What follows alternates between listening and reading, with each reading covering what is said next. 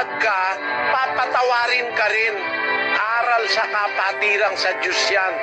Sabi, ibigin ninyo ang pagkakapatiran. At ang pag-ibig sa kapatiran, ayon sa kagustuhan ng Diyos, magpapatawad ka. Pag may pagmamahal ka, di ba yung asawa mo, mahal mo, pinapatawad mo nga eh. Yung anak mo, mahal mo, pinapatawad mo nga eh. Sa 6:14 ng Mateo, pakinggan nyo. Sapagkat kung ipatawad ninyo sa mga tao ang kanilang mga kasalanan, ay patatawarin naman kayo ng inyong Ama sa kalangitan.